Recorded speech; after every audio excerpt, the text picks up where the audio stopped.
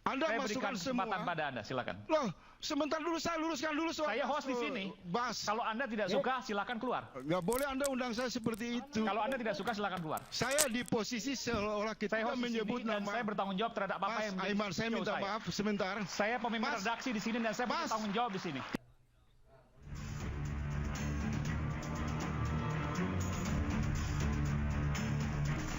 Tenggat waktu 4 Agustus itu sudah lewat, maka pimpinan kami berkomunikasi dengan pimpinan partai politik lainnya termasuk dengan Koalisi Indonesia Maju.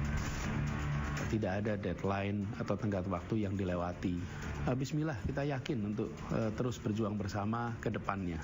Insya Allah sampai di akhir Agustus ini kita bisa sama-sama daftar.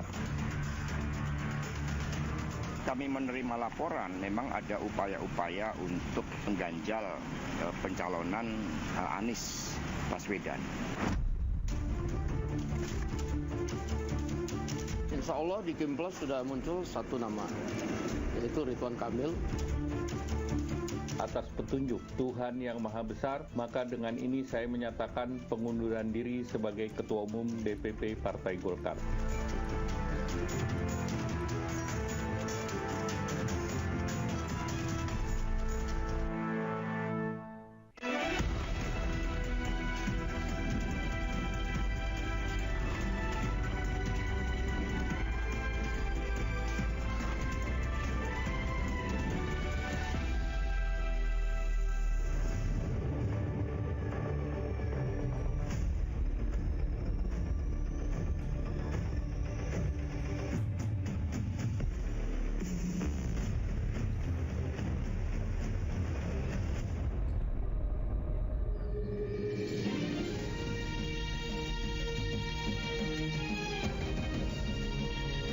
Disiarkan langsung dari studio MNC Conference Hall Ainus Tower, Jakarta.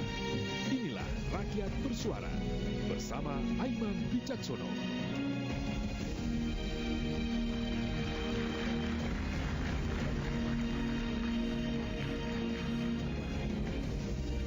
Ya, hari ini kita melihat menjelang akhir Agustus nanti pada saat pendaftaran pilkada.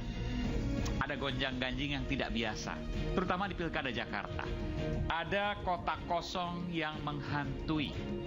Ada yang percaya penampakannya, ada pula yang menafikan tak percaya padanya.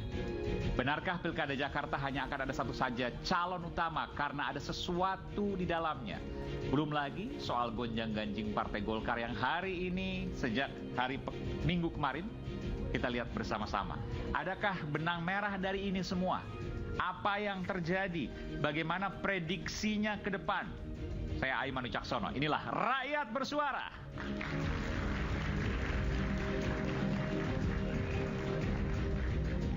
Ya, saya tidak hadir sendiri. Saya undang ke panggung Rakyat Bersuara Wakil Gubernur DKI Jakarta 2020-2022 yang juga Ketua DPD Partai Gerindra Jakarta, Bung Ahmad Riza Patria. Kita berikan tepuk tangan.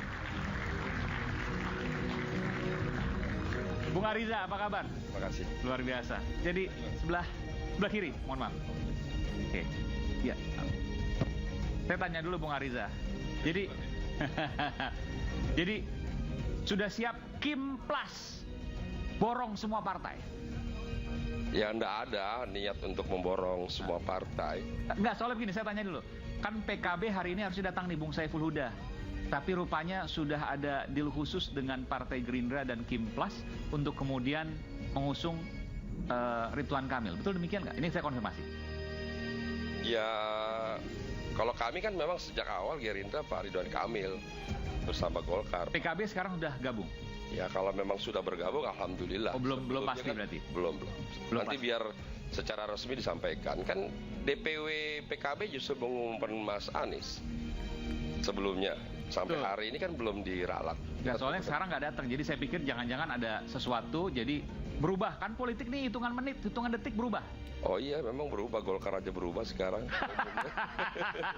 Jadi politik itu biasa berubah. Oke, jadi apa yang terjadi nanti? Kotak kosong, saya tanya. Kotak kosong percaya nggak sama kotak kosong di Jakarta? Ya, kalau kita lihat sejarah pilkada dari sejak pertama, setiap pilkada itu bertambah terus. Lebih dekat lagi, Pak.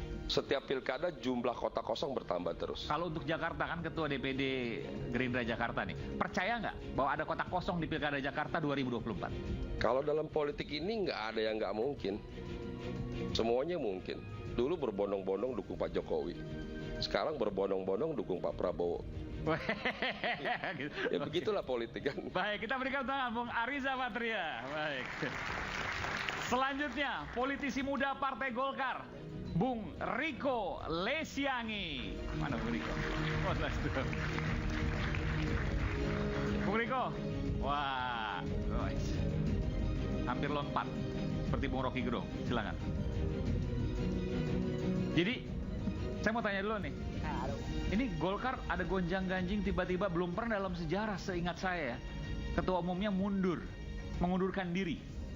Ada apa? Kalau mundurkan diri itu kan tergantung yang pertama personal dulu. Oke.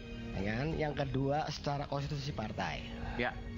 Kalau memang itu sesuai tanpa ada intervensi kekuasaan, saya rasa tidak ada masalahnya. Emang ada intervensi? Kok nyebut-nyebut intervensi? Ya tidak mungkin lah partai sebesar Golkar, seorang ketua umum tiba-tiba tanpa ada sebab akibat mundur. Ada sesuatu kan? Sesuatu itu apa? Ya, tekanan pasti. Tekanan? Siapa yang tekan? Ya kekuasaan. Kekuasaan siapa ini? Saat ini kan berkuasa siapa kalau bukan selain Jokowi? Waduh, ini tudingan loh. Bukan dituding, orang ini belum apa-apa udah panas nih. Opini masyarakat. Hah? Karena seperti Enggak, tapi gini, ini bahaya juga. Jangan menuding tanpa ada bukti. Punya bukti nggak? Nanti dilaporin. Ya melaporkan silakan aja kan, Mbak. Yang penting kan udah terlihat sama sekali kan dengan kasat mata di media berupa apa? Memang bisa. Pak Jokowi udah ngomong kok ini urusan internalnya Partai Golkar. Ya itu kan hanya kamuflase Jokowi aja kan. Gitu. Jadi sebenarnya ada. Nanti kita bicara ya. Oke. Tapi saya mau Anda pakai bukti. Oke, siap. Kalau nggak pakai bukti nggak usah. Kita berikan tangan untuk Bung Riko Lesiangi. Kemudian ada pula Wasekjen Partai Kebangkitan Bangsa, Bung Saiful Huda. Harusnya hadir di sini, tapi tiba-tiba nggak bisa ditelepon. Saya nggak tahu kenapa ini. Nah, nanti mungkin mudah-mudahan hadir. Apa sudah berubah dalam menit-menit terakhir? Saya nggak tahu juga. Kemudian kami undang juga Bung Refli Harun, pakar hukum tata negara.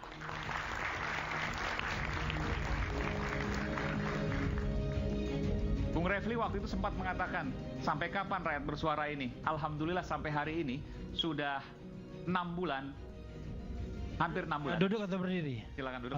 Duduk.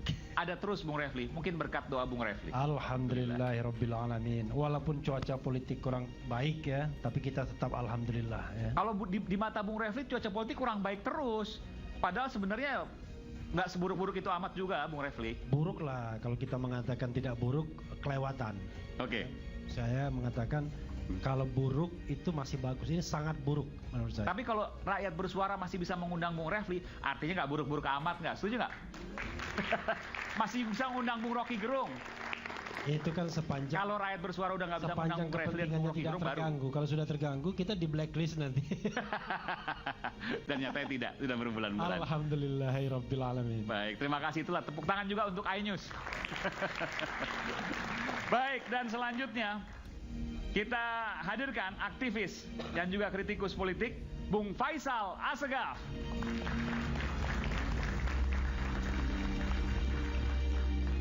Selamat malam Bung Faisal. Rupanya ada partai baru, Partai Negoro. Tapi kita bicara soal aktivis politik ya. Jadi apa yang terjadi nanti saya akan bicara dengan Bung Faisal. Anda sekarang jadi pendukung Anies Baswedan rupanya, betul? Mendukung perubahan. Pak Anies di arus perubahan. Oke. Dan Pak Anies Baswedan belum tentu bisa maju loh. Itu berarti bangkrut secara bernegara dan demokrasi. Bangkrut? Bangkrut. Kenapa bangkrut? Karena operatornya udah pasti berasal dari lingkaran kekuasaan. Ini semua kekuasaan, tapi kalau tanyaan bukti nggak punya. Kalau dasar pertanyaan itu analisa, kita harus jawab analisa yang konstruktif. Oke. Supaya ada dialektika untuk menguji. Apa analisanya? Hampir merujuk kepada akal sehat dan pandangan-pandangan orang kritis. Anies itu bukan untuk kali ini. digital pada pilkada sebelumnya, pada pilpres, dan hari ini kan menunjukkan bahwa kejahatan dinasti politik mencapai proses penyempurnaan dalam perusahaan bernegara. Apa kaitannya Anies nggak bisa maju dengan dinasti politik? Karena hampir semua partai ini dipasung di pagar istana, dan mereka yang bekerja di belakang itu Mr.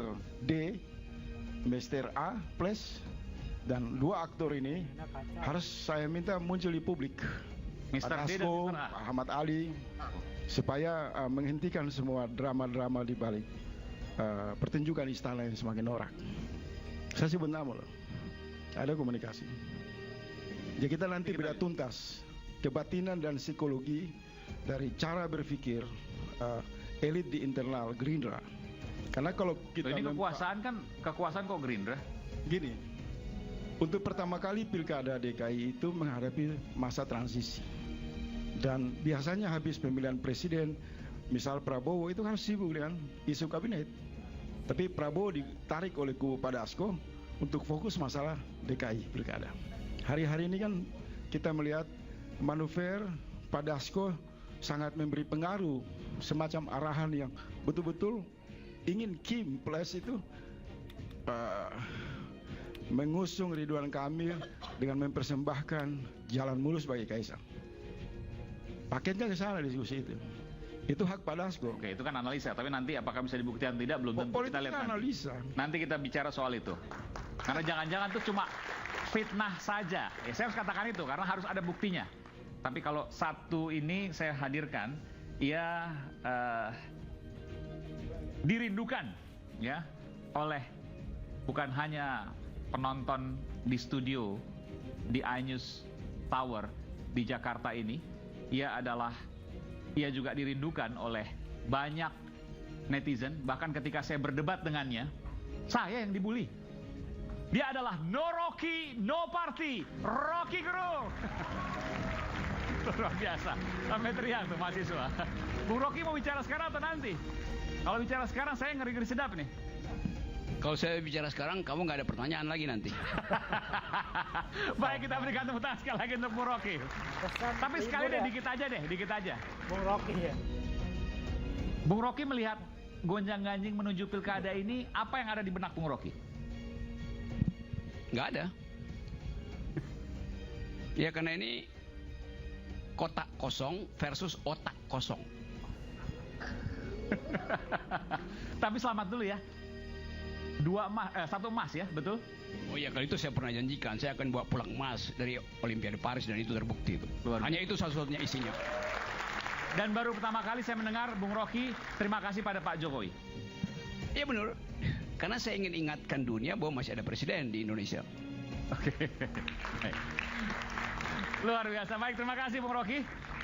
Dan pemirsa, saya sebenarnya mengundang juga beberapa partai yang lain, PAN, ya, PKB yang tadi Bung Saiful Huda, lalu kemudian Partai Golkar beberapa karena kemudian berhalangan, tadinya Pak Nurdin Halid bersedia di sini, tapi kemudian beliau rapat pleno, Bung Riko kemudian menggantikan, dan ada pula beberapa partai yang lain ya, seperti PAN juga. Tapi PKS juga kami undang, cuma mereka berhalangan hadir. Bahkan PKS agak sulit untuk kemudian kita ajak hari ini untuk hadir di Rakyat Bersuara. Tapi inilah Rakyat Bersuara, di mana rakyat bisa dan bebas untuk bersuara. Dan inilah panggung demokrasi kita yang harus kita jaga. Dan inilah kemudian apa yang kita yakini bisa memperbaiki negara ini lewat suara-suara yang berbekal dari kebebasan, tapi bertanggung jawab, bukan kayak yang dulu kan. Tapi intinya adalah bagaimana kemudian kita bisa menyampaikan sesuatu itu dengan data, fakta, dan logika. Kita simak informasi berikut ini. Pilkada Jakarta menjadi sorotan berjuta pasang mata. Anies Baswedan yang sejak jauh hari menyatakan siap berlaga untuk kali kedua di Pilkada Jakarta, kini tersandung ketidakpastian dukungan. Juru bicara PKS Muhammad Khalid menyatakan tenggat waktu 40 hari mengusung pasangan Anies Sohibul Iman telah berakhir pada 4 Agustus lalu. Hingga saat itu, PKS belum mendapat partner koalisi untuk Pilkada Jakarta, sehingga membuka opsi bergabung dengan Koalisi Indonesia Maju. Waktu 4 Agustus itu sudah lewat, maka opsi kedua inilah yang ingin kita kaji, kita bahas, dan kita perdalam. Itulah kemudian pimpinan kami berkomunikasi dengan pimpinan partai politik lainnya, termasuk dengan Koalisi Indonesia Maju. Besok. Anies membantah ada tenggat waktu 40 hari dari PKS untuk mencari partner koalisi. Saya tetap berjuang bersama dan tidak ada deadline atau tenggat waktu yang dilewati. Ini perlu saya sampaikan juga agar teman-teman PKS di Jakarta itu tahu, dan bismillah kita yakin untuk terus berjuang bersama ke depannya. Insya Allah sampai di akhir Agustus ini kita bisa sama-sama daftar. Sementara Koalisi Indonesia Maju menyatakan sepakat mengusung Ridwan Kamil di Pilgub Jakarta. Insya Allah di Kimplos sudah muncul satu nama, yaitu Ridwan Kamil untuk Pilkada DKI Jakarta. Untuk Polsek apa itu? Wakilnya masih dibicarakan atau gimana? Untuk wakilnya nanti mungkin sehari 2 hari kita akan sampaikan ke media. Sekjen PDI Perjuangan Hasto Kristianto mengaku mendapat laporan terkait upaya pencegalan Anies Baswedan di Pilgub Jakarta 2024. Kami menerima laporan memang ada upaya-upaya untuk mengganjal pencalonan Anies Baswedan, dan siapapun yang oleh proses yang seharusnya demokratis, tetapi ketika ada upaya-upaya untuk mengganjal calon-calon tertentu, itu kehidupan demokrasi kita tidak sehat.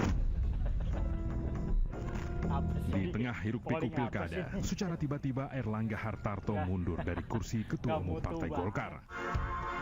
Maka dengan mengucapkan Bismillahirrahmanirrahim serta atas petunjuk Tuhan Yang Maha Besar, maka dengan ini saya menyatakan pengunduran diri sebagai Ketua Umum DPP Partai Golkar.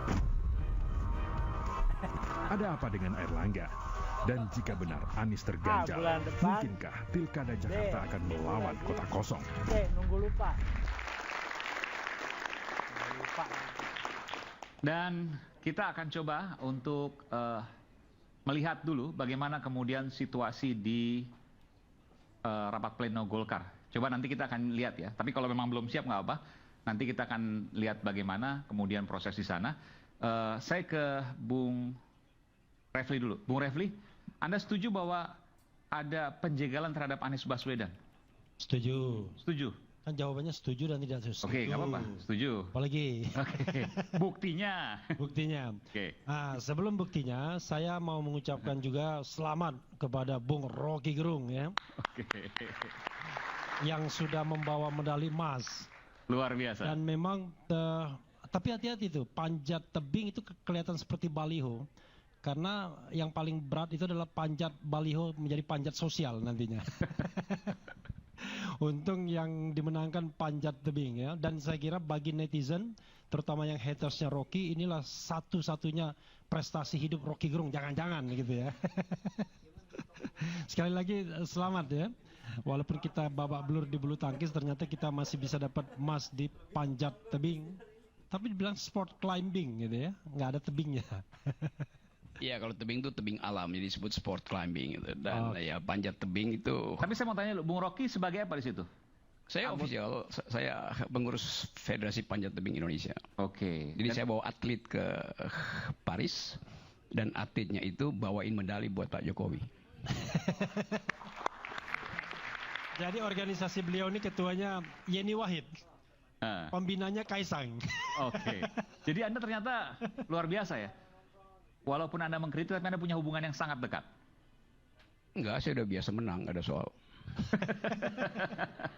Oke, kita balik lagi. Gimana pertanyaannya? Buktinya ya? Buktinya, oke. Dari mana Anies diganjal? Atau jangan-jangan hanya perasaan aja? Ini, dari awal saya mengatakan yang namanya threshold itu baik di pilkada maupun di pilpres, itu kalau pakai bahasa Bung Rocky, alat tukar tambah satu.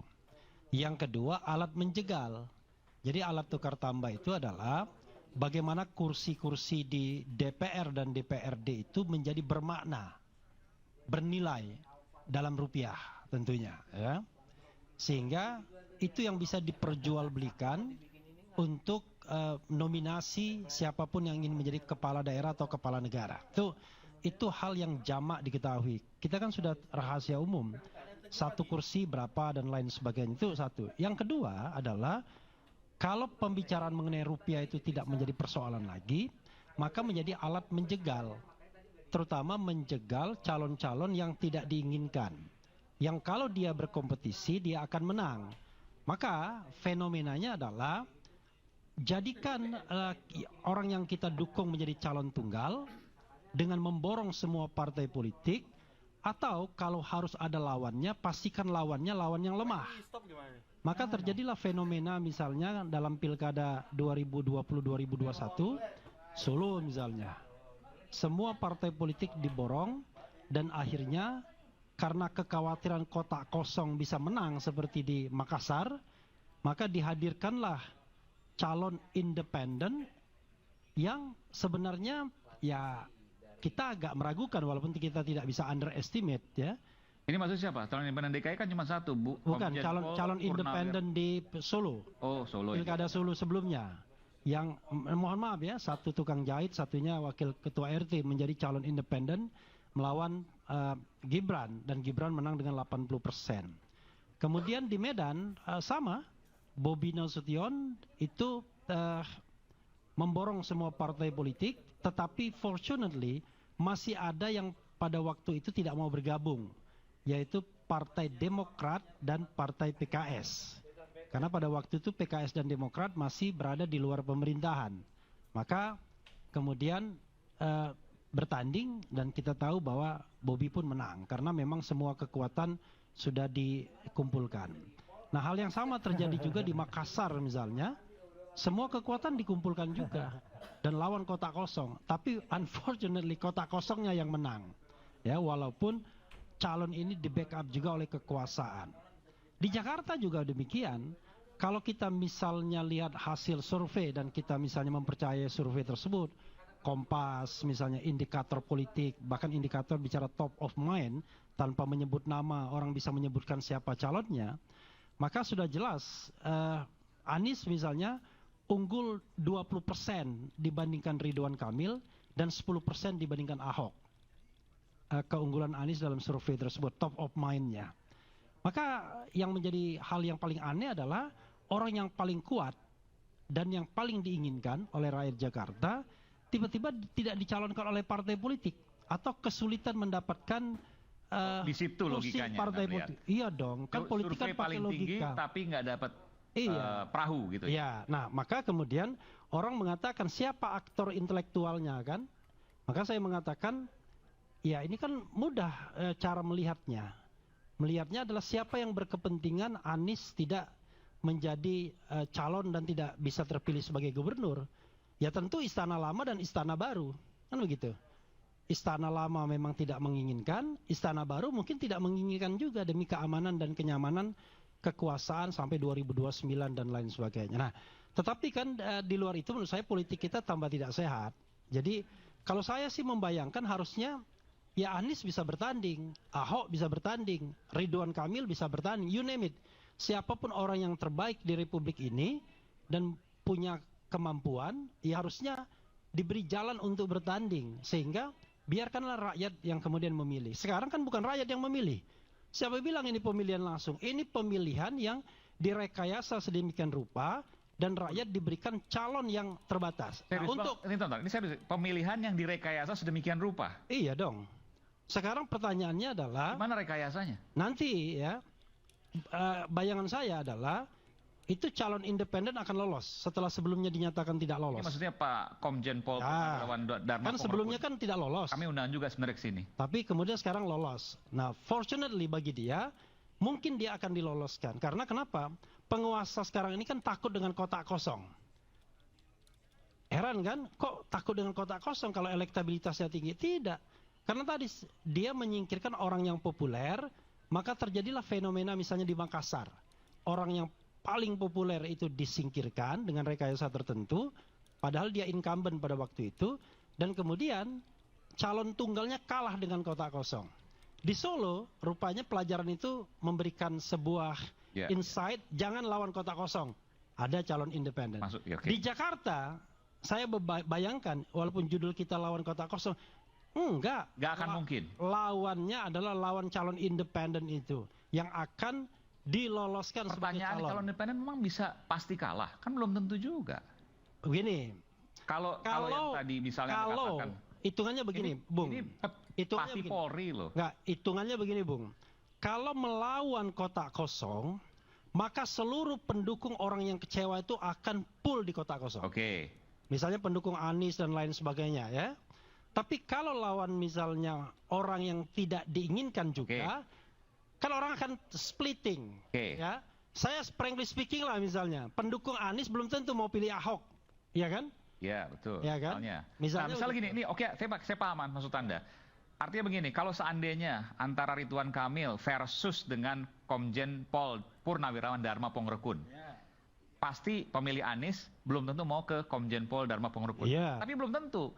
Komjen Pol Purnawirawan Dharma Pongrekun kan punya logika juga politik. Dia deketin pemilih Anies, dia deket Anies. Kemudian Anies mendukung dia.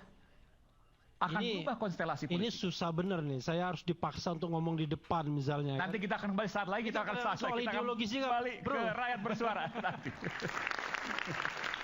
Nggak, kita challenge dong. Betul nggak Bang Riza? Kan maksudnya gini, kalau seandainya calon boneka, oke. Kita kembali saat lagi. Bingung.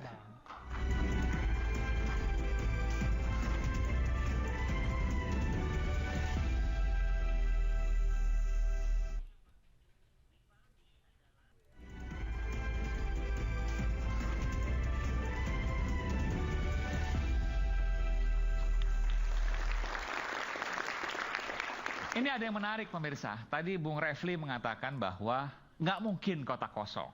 Karena pasti akan dimunculkan ya, kurang lebih gitu ya.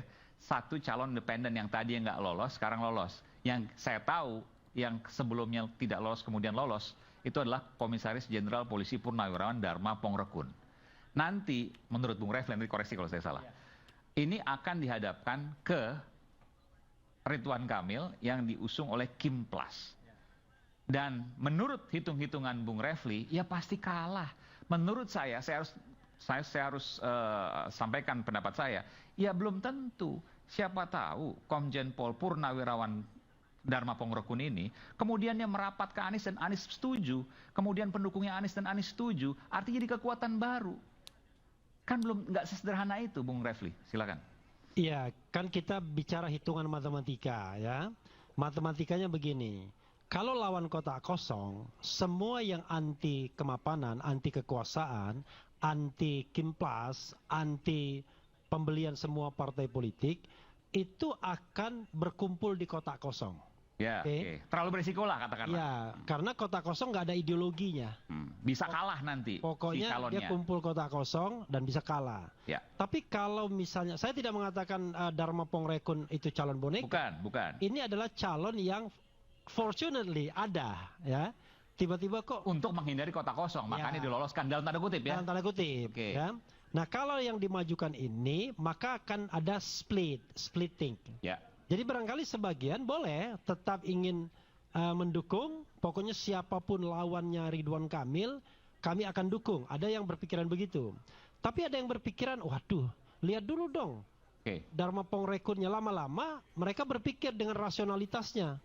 Kalau begitu ya saya pilih Ridwan Kamil aja daripada saya nggak jelas Dharma Pongrekun, atau saya golput aja. Jadi ada kemungkinan kalau yang diajukan adalah Dharma untuk melawan Ridwan Kamil, maka tiket itu akan bagi 3. Ada yang sebagian memilih Ridwan Kamil dengan rasionalitasnya sendiri, dengan hitungannya sendiri. Ada sebagian yang golput. Ada sebagian ke Dharma Pongrekun. Itu bicara linearnya. Oh iya, terlalu polos begitu kan. Dan politik nggak akan polos seperti itu. Bukan begitu. Saya bicara analisis yang masuk akal justru. Karena kalau seandainya misalnya let's say Anies ngomong pilih Dharma Pongrekun, belum tentu juga diikuti orang lain. Karena orang tetap akan melihat siapa sosok yang akan dimenangkan tersebut. Nah karena itu saya mengatakan ini kan rasionalitas Kimplas. Mungkin mereka menganggap lebih baik kita lawan Dharma Pongrekun ketimbang lawan kota kosong. Baik. Lawan Anies sudah pasti. Kedua, kenapa Ridwan Kamil yang dimajukan, bukan misalnya Kaisang misalnya. Ya. Karena to some extent Ridwan Kamil ada juga yang namanya elektabilitas. Ya kan? Minimal dia cuma kalah dengan Ahok dan kalah dengan Anies. Ahok dan Anies nggak ikut bertanding. Maka dari sisi elektabilitas, Ridwan Kamil jadi yang nomor pertama. Kan begitu. Karena bagaimanapun kalau Anda mau merekayasa untuk level DKI kan nggak gampang. Tingkat pendidikannya sudah tinggi, pengawasannya jauh lebih mudah karena teritorialnya terbatas dan kemudian pendidikan mereka yang mengawasi dan diawasi itu juga sama pada level tinggi dan lain sebagainya. Nah karena itu tetap dibutuhkan sosok yang kira-kira mau dipilih orang. Nah, Ridwan Kamil lah paling jagoan di Kimplas, nggak ada yang lain, ya kan? Dan lawannya lemah menurut. Dan lawannya secara teoritis elektabilitas lebih di bawah, popularitas jauh di bawah, ya kan? Isi tas itu di bawah. Jadi modal untuk menang itu tinggal apa? Iya. Susah kan kita mengatakan. Oke, baik. Ah, Saya ke Bung Riza. Bung Riza, benarkah seperti itu? Kalau saya lihat ya terlalu linier, terlalu polos lah gitu. Tapi silakan kalau Bung Riza punya pendapat yang berbeda. Ya sebelum ke Pak Dharma, tahun ini saya masuk dulu di awal ya. Jadi sekali lagi pilkada serentak ini ada 545 daerah pilkada. Kami di KIM itu memang punya keinginan sedapat mungkin ya, setiap partai-partai itu selalu ingin kader terbaiknya tampil. Jangankan partai PDIP pemenang pemilu, partai yang nggak di parlemen juga ingin kader terbaiknya tampil dalam pilkada. Itu normatif, biasa, manusiawi, dan harus begitu partai memperjuangkan kader. Yang kedua, kami di KIM juga dalam satu komunitas KIM juga ingin KIM bisa bisa solid mengusung pasangan calon dari 9 partai yang ada di KIM.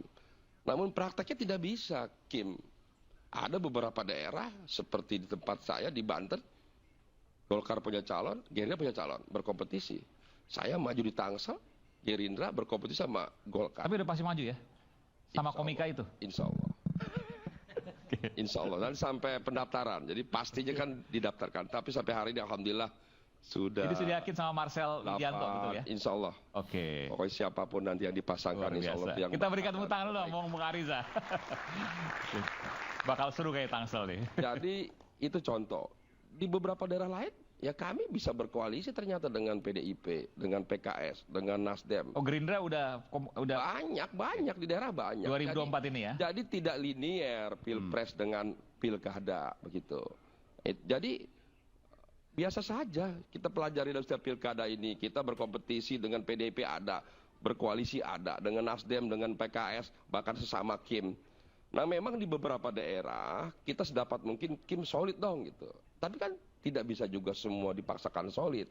Karena partai kan punya kedaulatan masing-masing. Partai punya identitas masing-masing. Punya kemandirian masing-masing. Alhamdulillah di Jawa Timur kita bisa solid. Baru di Jawa Timur solid. Di Banten kita berkompetisi di KIM. Di Jawa Barat ya masih dalam proses. Kemudian di Jateng masih dalam proses. Belum selesai, belum tuntas sampai hari ini. Begitu di Jakarta, insya Allah di Jakarta KIM solid. Mengenai KIM termasuk PKS sudah masuk? Saya mau tanya dulu sekalian. Belum. Sampai hari ini kan kita masih menunggu pernyataan resmi dari partai-partai tersebut. Apakah yang di luar itu kan banyak, ada 5. Ada PDIP, ada PKB, ada PKS, ada Nasdem, ada P3. Belum semua? Belum semua. Kita masih menunggu dalam beberapa hari ini. Mereka punya kedaulatan masing-masing, mereka punya hitungan-hitungan sendiri lah. Jadi kalau dikatakan Anies Baswedan itu diganjal, Anda setuju dengan itu? Saya kira terlalu berlebihan kalau kita harus mengganjal Anies. Anies tentu punya perhitungan tersendiri. Kalau ingin maju di Pilpres dia punya perhitungan. Kalau juga ingin maju di Pilkada punya perhitungan. Partai mana yang akan mengusung? Karena aturan undang-undangnya membolehkan. Jadi undang-undang itu berbeda Pilpres dengan Pilkada. Di Pilkada sekalipun ada batas bawah 20%, belum ada batas atas. Usul saya pribadi ke depan ada batas atas, tapi ada calon independen. Ya. Harusnya calon-calon itu juga memperhitungkan. Harus saya mau mempersiapkan coba calon-calon independen. berpikir liar begini. Misalnya seorang Anies Baswedan tidak mendapatkan perahu atau partai politik yang mengusungnya di Jakarta, mungkin nggak Gerindra mengusung untuk daerah lain? Ini pikiran liar. Mengusung siapa? Anies Baswedan. Ya Anies nggak mungkin lah diusung di daerah mau di mana. Tidak akan mau diusung di Papua, di Aceh, bukan, di misalnya di Jawa yang lain misalnya, atau di daerah yang memang mungkin secara rasanya nggak mungkin. Ya, Jawa Tengah kan surveinya Kaesang sama Pak Lutfi. Di Banten ada Airin, ada Andra Soni. Mau di mana? Gitu. Jadi kalau nggak di Jakarta, di Jatim udah ini.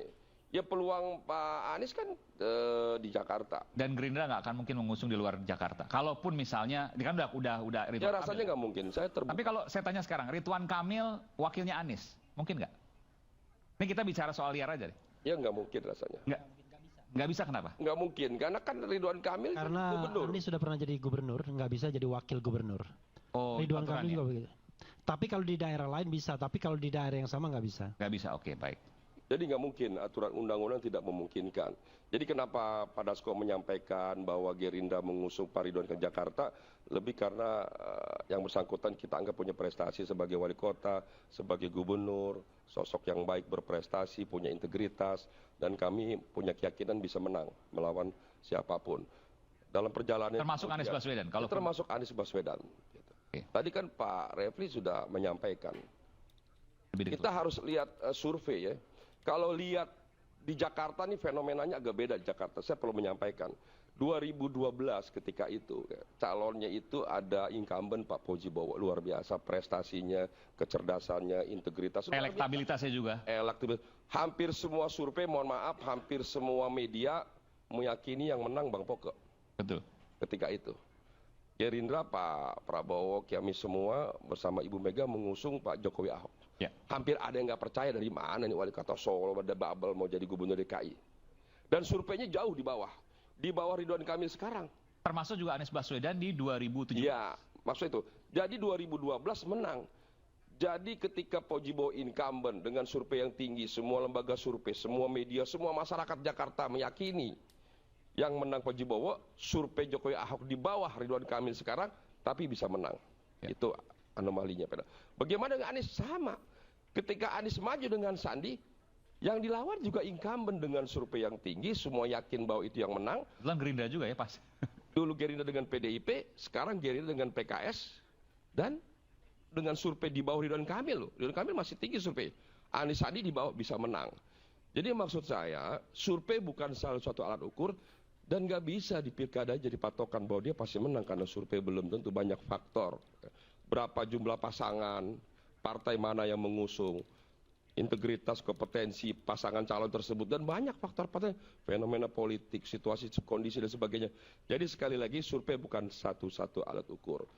Nah jadi di Jakarta ini sangat menarik ya terkait siapa yang akan menang. Ya, jadi nggak mungkin, bukan sebuah kepastian. Kalau tadi Bung Refli katakan, kalau Anies pasti takut, makanya dimunculkanlah calon independen, kan begitu? Nggak ada yang bisa meyakini kalaupun Anies jadi calon di Jakarta pasti menang, nggak ada. Kan tadi saya bilang bagaimana hebatnya Pojibowo, bagaimana hebatnya Pak Ahok, Pak Jarod ketika itu kalah kok, kalah sama Anies Sandi, kalah sama Pak Jokowi Ahok. Jadi nggak ada yang bisa. Secara umum boleh orang bilang surveinya tinggi, peluang menang ada, itu rasional. Tapi faktanya, realitanya berbeda. Di Jakarta 2 kali terjadi. Dan alhamdulillah yang diusung oleh Gerindra menang, Jokowi Ahok, Anies Sandi. Waktu dengan PDIP berseberangan dengan PKS, PKS menang. Jadi siapapun yang diusung oleh Gerindra, insya Allah Jakarta menang. Bahkan disebut, luar biasa. Kita beri tahu dulu, Bahkan disebutkan tadi, kalau ada ini maka yang punya tangan-tangan adalah istana lama, istana baru. Anda mau jawab soal itu? Ya kalau pengamat enak memang, boleh bicara bebas. Saya juga kalau jadi pensiun nanti mau jadi pengamat. Pengamat itu hak independen, silakan sampaikan ya, berdasarkan kajian, analisa, bahkan pengamatan. Ya.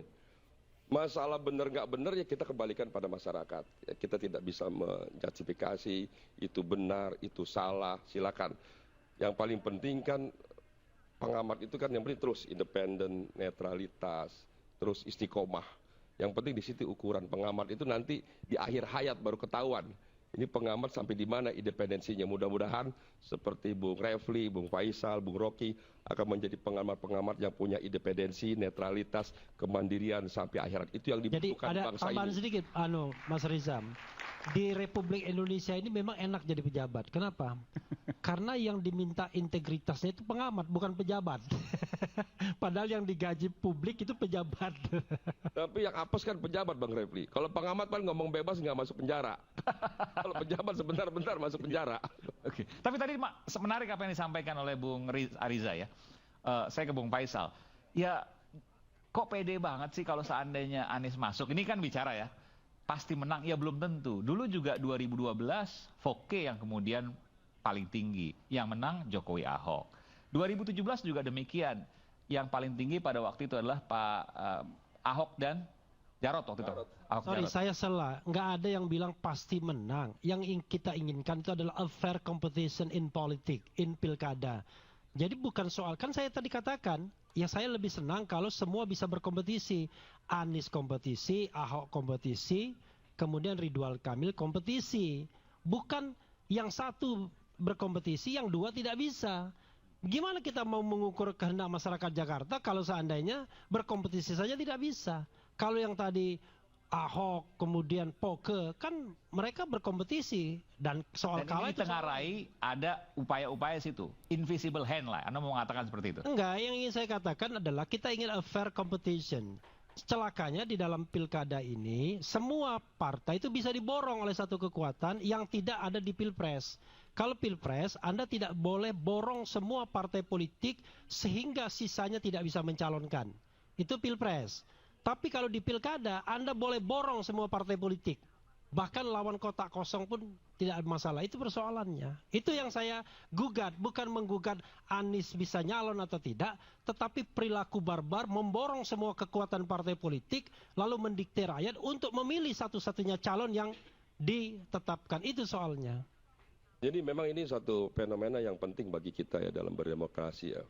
Namun demikian kan memang ada aturan ya.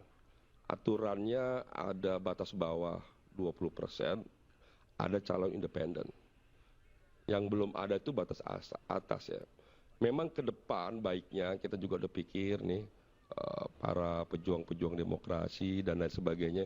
Mungkin ke depan boleh juga ya disampaikan. Batas atas. Batas atas. Sehingga selain ada peluang maju dalam calon independen, aturan akan membuka peluang minimal 2 calon. Itu boleh juga ke depannya. Namun demikian, sekali lagi, semuanya bergantung partai politik itu sendiri dan bergantung pasangan calon. Kalau partai politik kan punya hitungan siapa yang akan diusung bagi kepentingan partai politik, bangsa, negara, dan rakyat. Pasangan calon juga harusnya bisa mengukur diri. Dia kalau ingin maju, dia harus sudah hitung. Apakah maju melalui partai politik atau maju melalui calon. Termasuk borong-borong tadi benar nggak apa yang disampaikan Bung Refli? Soal borong itu kan silakan, ada istilah memborong, silakan itu pendapat nggak kita salahkan. Tapi kan semua punya hitungan. Kami sendiri di KIM kan punya hitungan. Kami ingin beberapa daerah, kami kompak di KIM umpamanya. Tapi kan tadi saya bilang nggak semua daerah kita bisa kompak. Bahkan kita berkompetisi di sama KIM, nggak cuma di Banten, di Tangsel, tapi beberapa daerah. Gitu. Nah kemudian bagaimana dengan Jakarta? Ya sampai hari ini kita ingin menang di Jakarta, ingin menang Jawa Tengah, Jawa Barat, Jawa Timur, semua beberapa daerah. Sumut, Sulsel itu biasa saja, itu normatif kok.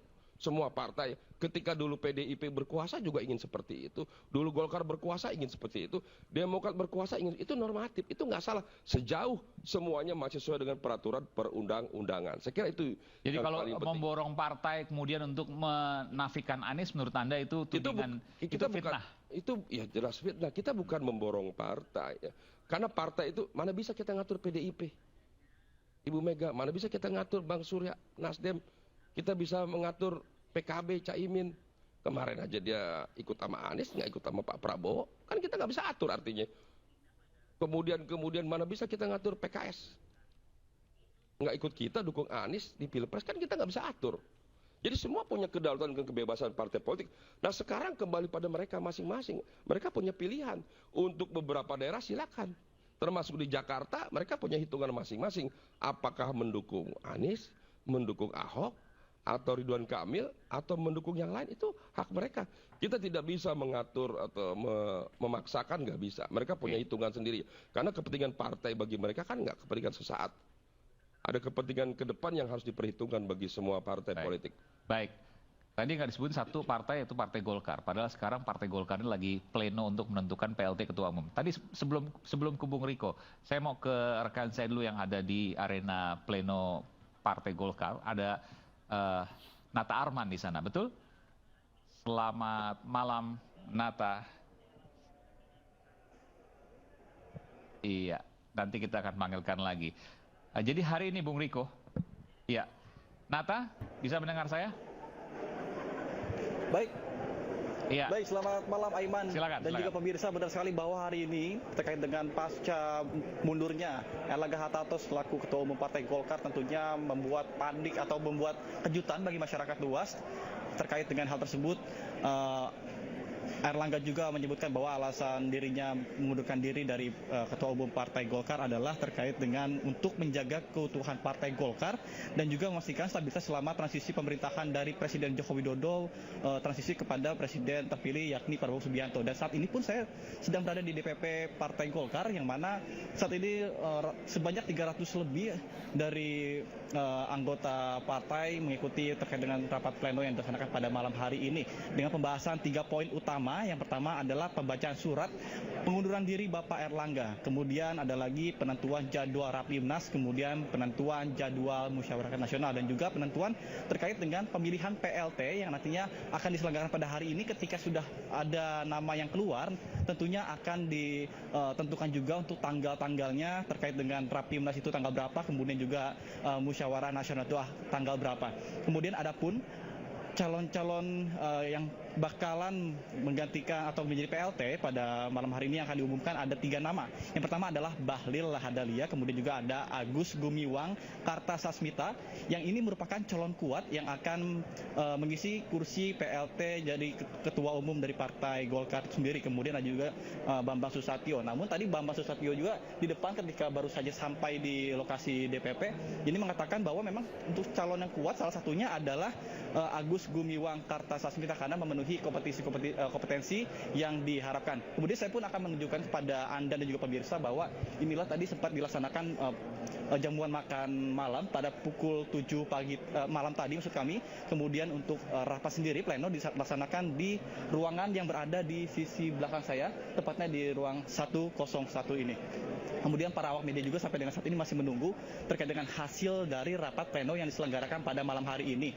Dan kami juga ingin menyampaikan bahwa untuk hari ini tadi dipimpin secara langsung untuk rapat pleno oleh Lodwig selaku Sekjen Partai Golkar. Adapun yang tadi kami lihat hadir untuk pejabat-pejabat atau petinggi dari Partai Golkar sendiri adalah ada Lodwig, kemudian ada Dev Laksono selaku Ketua DPP, kemudian ada Airin Rahmadiani, kemudian ada Erwin Aksa selaku DPP Waketum Bidang Penggalangan Strategis. Kemudian ada Nurdin Halid, kemudian Mutia Hafid, Bambang Susatyo, dan juga Ridwan Kamil yang tadi tiba sekitar pukul 7:15 waktu Indonesia Barat di DPP Partai Golkar saat ini. Kemudian saat ini juga para awak media tepat di belakang saya ini masih menunggu terkait dengan hasil dari rapat hasil pleno tersebut, dan kami akan menginformasikan juga kepada Anda apabila nanti sudah ada informasi update terbaru terkait dengan hasil pleno pada hari ini. Silakan saya kembalikan pada Anda di studio, Aiman. Ya, Nata, kalau Anda bisa mendengar saya, artinya malam ini akan diputuskan nama pelaksana tugas PLT Ketua Umum Partai Golkar. Betul demikian?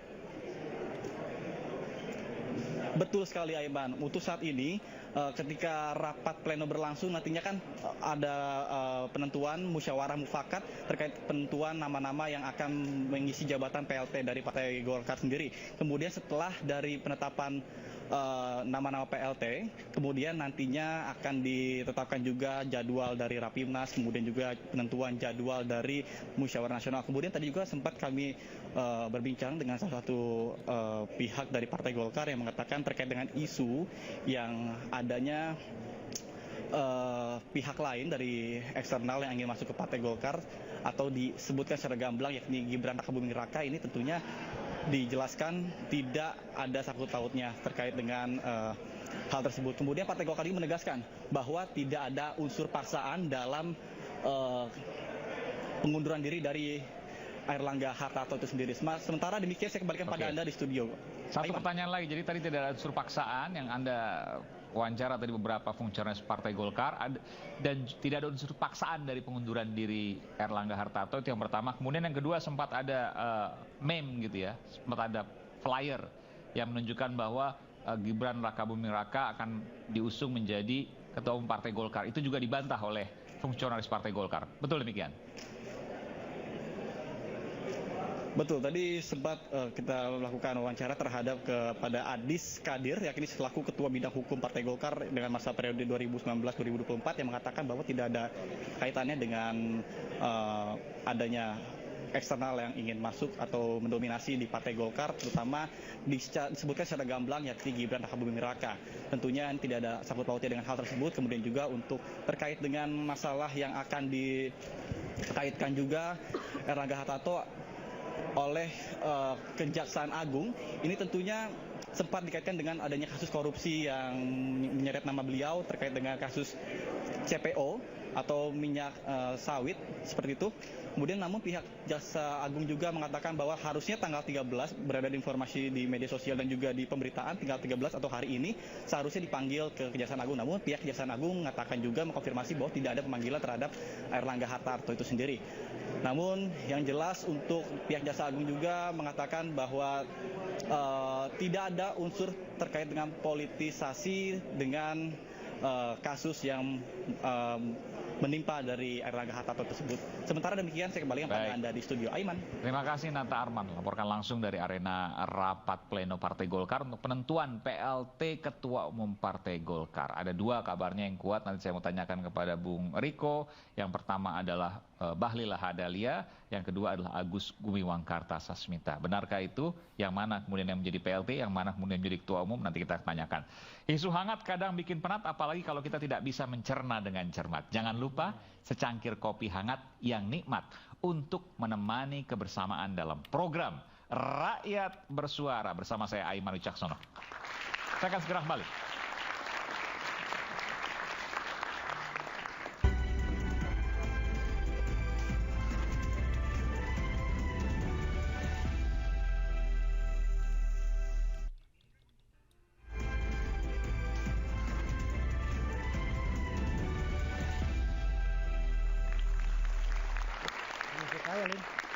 Baik, kembali Rakyat Bersuara. Sekarang tadi dari arena rapat pleno Partai Golkar, sekarang saya ingin ke Bung Riko.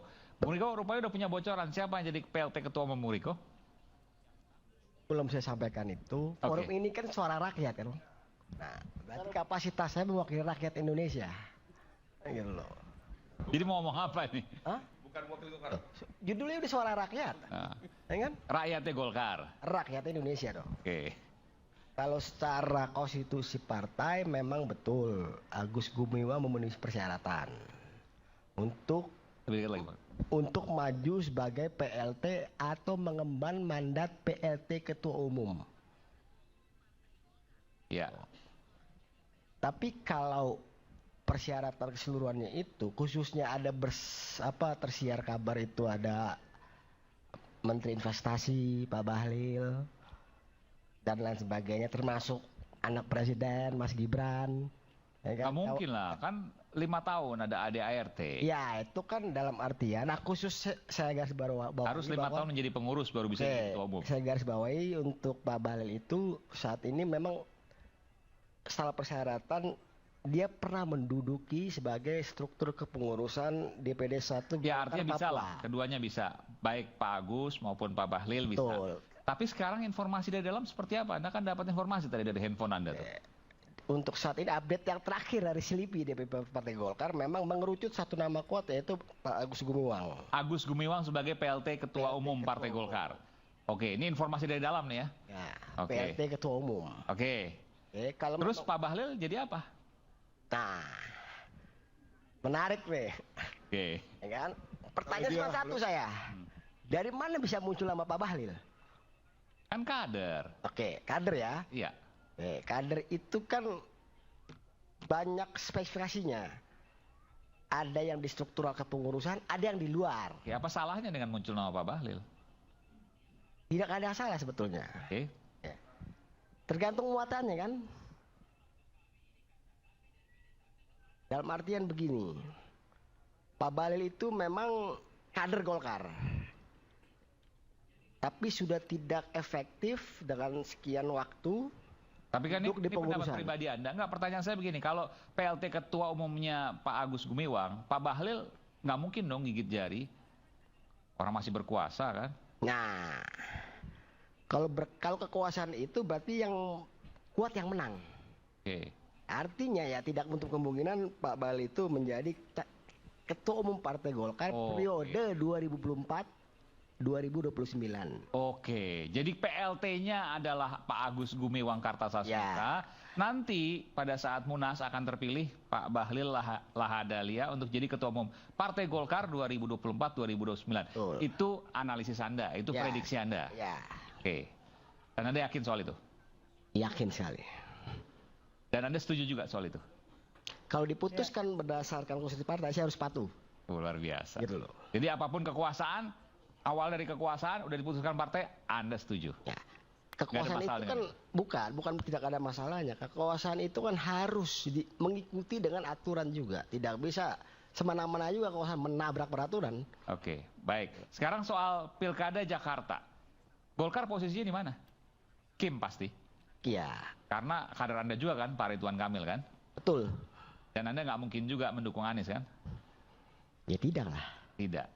Nah, oleh karena itu, apa yang diputuskan oleh Kim sekarang sudah tepat dan kemungkinan Anies tidak akan bisa berlaga di Pilkada DKI Jakarta. Dan itu merupakan angin segar buat Anda.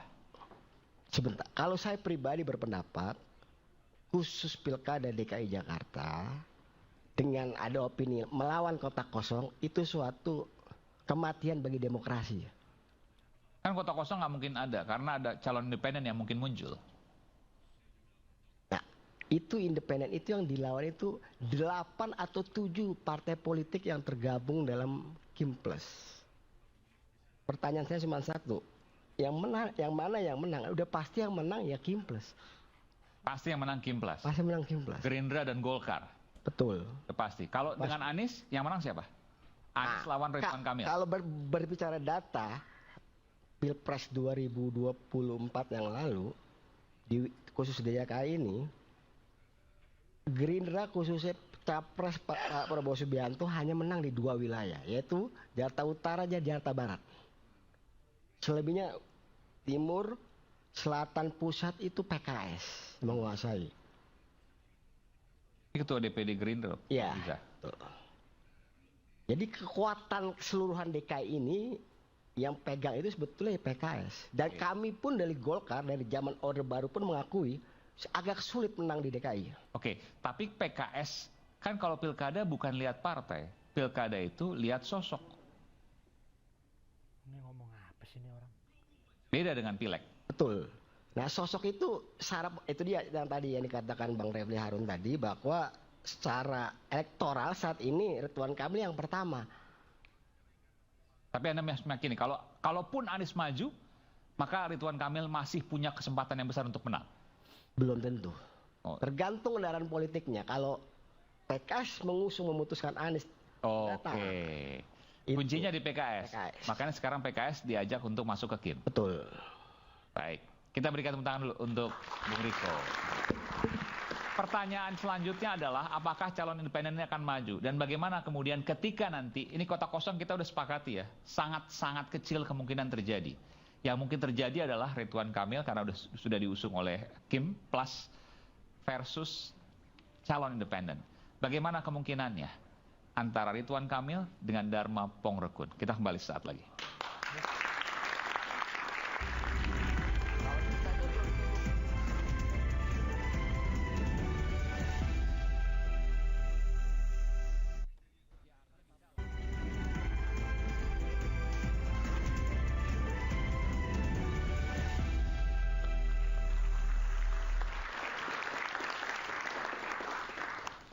Saya tadi sebenarnya mau ke Bung Faisal, tapi Bung Faisal sedang ke toilet sebentar. Setelah Bung Faisal baru saya ke Bung Rocky, tapi apa boleh buat. Sekarang saya langsung ke Bung Rocky. Bung Rocky, Lama tidak berjumpa di Rakyat Bersuara. No Rocky, no climbing. Tapi dapat emas luar biasa lah. Dan terima kasih juga luar biasa. Bung Rocky, kalau Bung Rocky lihat tadi perdebatan kita, tadi diskusi kita, tidak akan mungkin ada kota kosong karena ada calon independen yang pasti akan muncul nanti. Menurut Bung Refli, kota kosong terlalu beresiko untuk Jakarta. Karena bisa jadi kota kosong yang menang. Kalau tadi Bung Rocky mengatakan otak kosong versus kota kosong, saya nggak ngerti maksudnya. Bisa Bung Rocky jelaskan soal fenomena-fenomena yang tadi? Itu istilah bagus tuh, fenomena. Dan kita tahu kata fenomena itu dibuat pertama kali oleh seorang filsuf namanya Husserl. Ini ada murid saya nih, anak filsafat itu. Fenomena artinya sesuatu yang dialami secara real dan dibahas di kepala oleh kesadaran. Itu namanya fenomena itu.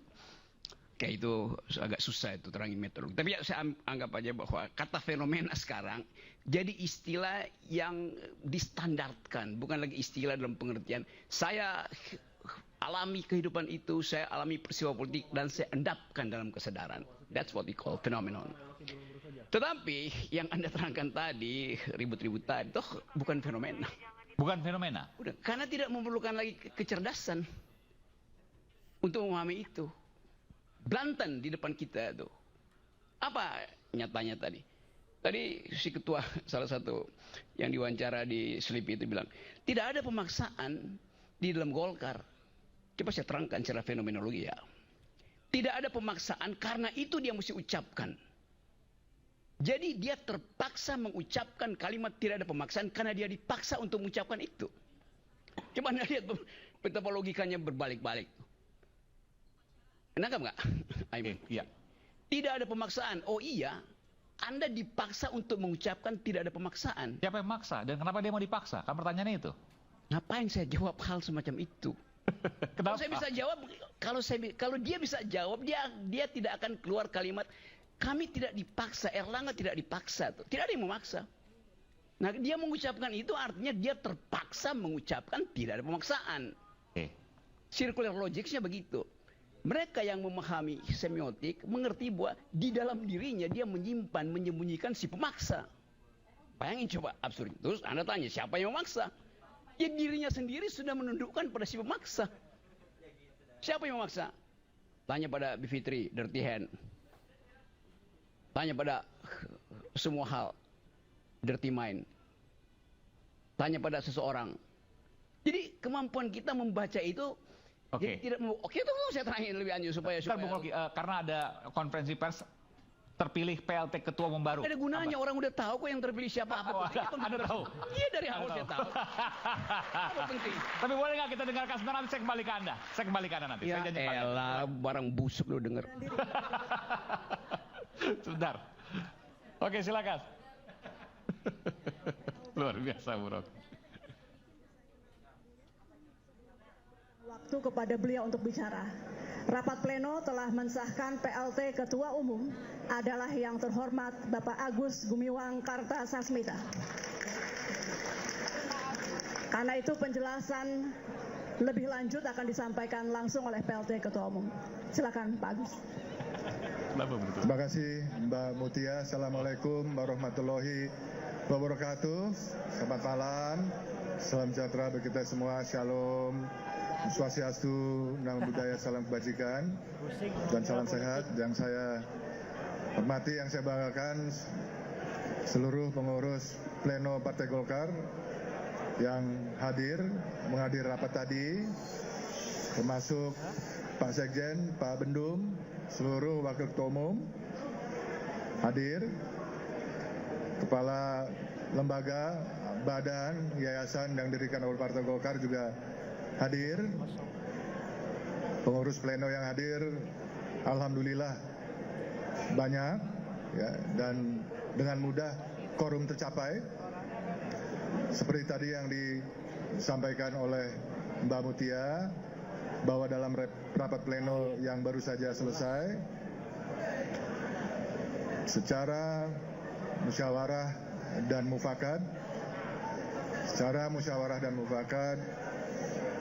saya diberikan amanah untuk memimpin Partai Golkar sebagai PLT Ketua Umum Partai Golkar, dan tugas utama saya sebagai PLT Ketua Umum Partai Golkar adalah mengantarkan Golkar menuju Rapimnas dan Munas ke-11 Partai Golkar.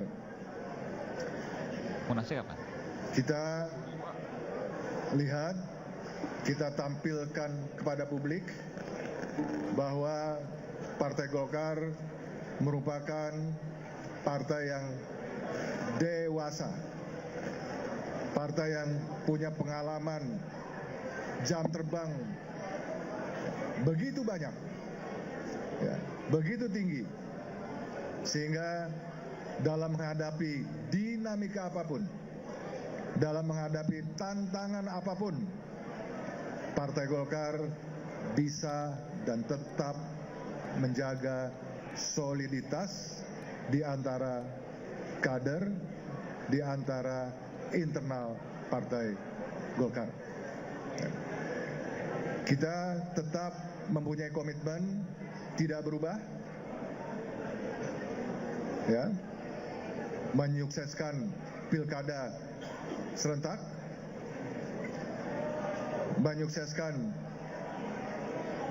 pelantikan anggota DPR MPR, anggota DPRD, baik itu kabupaten, kota maupun provinsi, menyukseskan pelantikan Bapak Prabowo Subianto dan Bapak Gibran sebagai presiden dan wakil presiden elected. Tidak ada perubahan. Prinsipnya itu tetap kita jaga, dan Partai Golkar menjaga komitmen untuk mensukseskan pemerintahan Bapak Prabowo dan Pak Gibran menuju Indonesia maju. Tadi di dalam rapat pleno sudah diputuskan, sudah disepakati bahwa Rapimnas insya Allah akan kita selenggarakan pada tanggal 20 Agustus yang akan datang.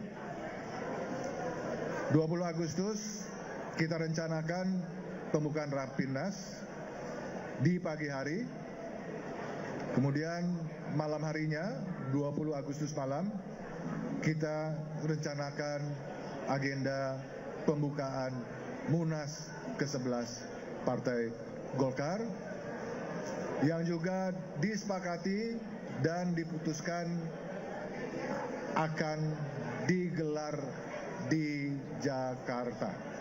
Akan digelar di Jakarta. Rekan-rekan media, tentu Partai Golkar akan terus-menerus bekerja sama dengan teman-teman media. Ya, kami butuh dukungan dari teman-teman media, ya, agar semua pesan-pesan, semua pemikiran-pemikiran dari Partai Golkar yang bagus-bagus ini bisa dibantu disosialisasikan kepada masyarakat luas. Saya kira itu saja yang bisa saya sampaikan. Terima kasih. Saya berikan waktu untuk kalau ada yang mau tanya jawab, mungkin 3 aja Mbak Mutia ya. Iya, saya ingin menyampaikan sesuatu dan saya ingin juga kemudian menanyakan kepada Bung Rocky Gerung. Tapi selepas jeda, saya akan segera kembali saat lagi. Tetaplah bersama kami di Rakyat Bersuara.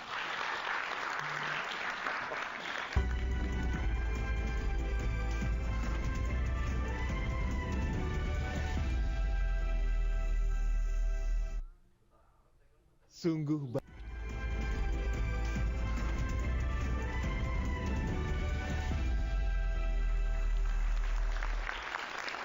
saya tadi janji ke Bung Rocky, saya nggak tahu Bung Rocky menyimak apa tidak ya, apa yang kemudian disampaikan tadi oleh PLT Ketua Umum Partai Golkar Agus Gumiwang Kartasasmita. Tapi menyimak ataupun tidak, saya ingin komentar dari Bang Rocky, silakan. Oke. Tapi nyimak nggak tadi semua tanya dulu?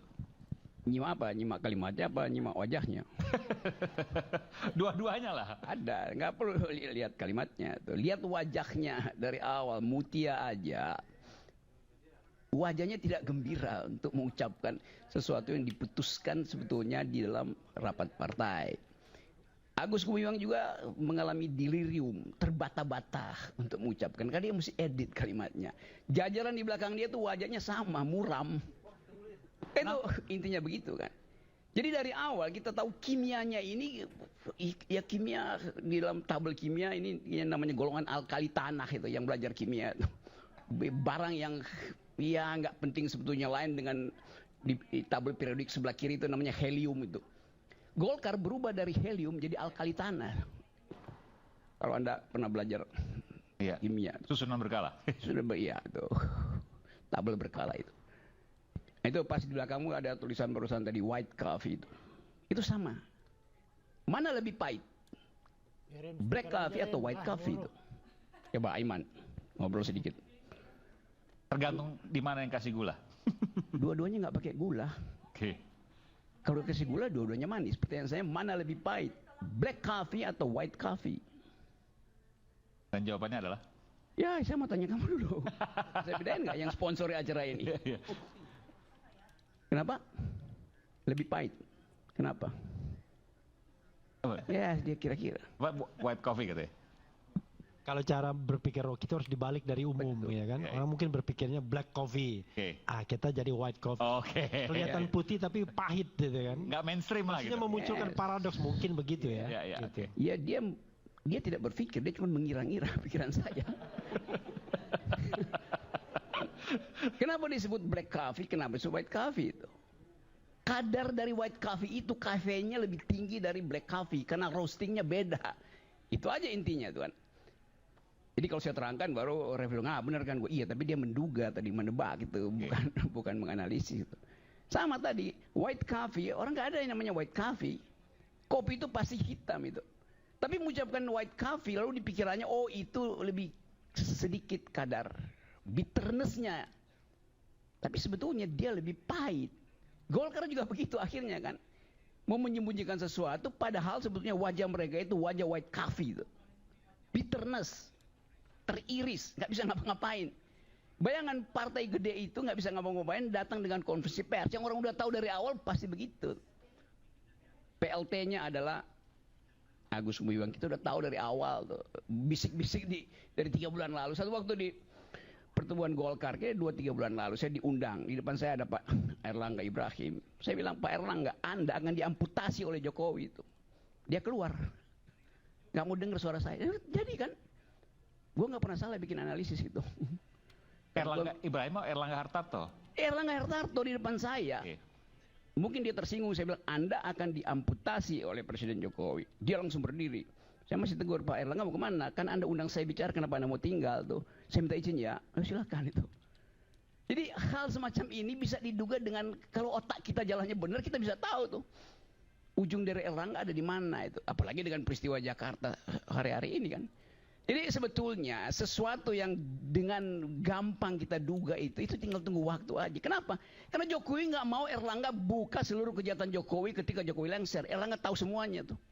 Simple poinnya. Kenapa Erlangga? Kan kalau bisa yang lain juga. Dan kenapa mesti Erlangga? Yang lain siapa? Ya kalau Anda katakan ketua umum berarti ketua umum yang lain harus tahu dong. Iya. Itu kan logika. Enggak. Saya cuma bilang Erlangga tahu. Kalau ketua umum lain tahu, pasti ketua umum juga diganti oleh Jokowi. Pertanyaan saya kenapa kemudian Anda menduga Erlangga tahu? Bukan saya nggak menduga. Saya menganalisis dan Erlangga memang adalah Menko Perekonomian. Dia tahu lalu lintas uang, dia tahu bagaimana ya segala macam hal, bahkan yang dia dikenakan besok mau ditangkap soal izin ekspor segala macam. Saya harus challenge aja. Enggak. Kalau seperti itu, Bu Sri Mulyani juga dalam ancaman dong. Kalau logikanya seperti itu. Dari awal dia Sri Mulyani ancaman. Nyatanya tidak pernah diperiksa, tidak pernah tegak hukum. Artinya? Ya apa artinya kalau dia nggak pernah diperiksa? Artinya analisa Anda salah. Artinya Sri Mulyani tidak berbahaya bagi Jokowi. Dia nggak punya partai, apa bahayanya Ibu Sri Mulyani? Golkar punya partai. Itu soalnya yang mau tanpa punya partai pun bisa bersuara. Bagaimana caranya Sri Mulyani mengamankan Jokowi kalau Jokowi ada dalam persoalan hukum? di DPR. Erlangga punya faksi di DPR. PDIP punya tuh. Kan masalahnya mesti ada perlindungan politiknya. Sri Mulyani nggak mungkin bikin perlindungan politik pada Jokowi. Itu logikanya begitu. Mau saya teruskan apalagi Aiman. Oke. Ini saya sebenarnya lagi bosan komentar politik ini karena gue lagi urusan panjat tebing, tapi oke lah. Ya.